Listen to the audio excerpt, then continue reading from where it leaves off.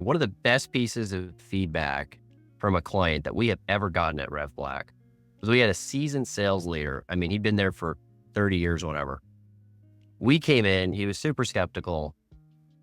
After a couple months of what we do, kind of optimizing it so it works for sales rather than against sales, he came back and he wrote in a review. He said, for the first time in my career, Salesforce was a tool that actually helped my team to sell rather than it being a manual chore to slow my team down.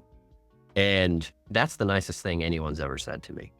But that is what a CRM usually is envisioned as, but rarely actually is when it's implemented.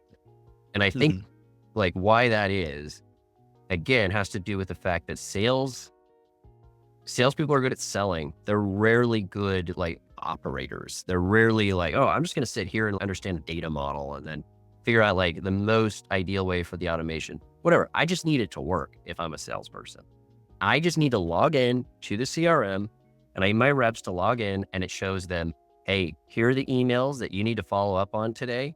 Here are the meetings you have scheduled later today. Here's your outbound, like outreach tasks that you need to accomplish before you log off today. That is what makes a CRM great. And that is what makes a sales rep more productive, more efficient, sell more, rather than it being something that slows them down, takes them away from doing their job. One of the reasons why the CRM is usually not optimized for sales is because you are getting either a third-party consultant or some other department of the company that views the CRM like an IT tool. They do not view it as like a revenue generating investment. And so if you view Salesforce as just any other IT tool, you think about the implementation the same way you would think about like some security compliance tool or a new email filter or something, then you're going to get it implemented in a way that is not optimal and in a way that does not take into account, hey, a positive ROI is possible from this.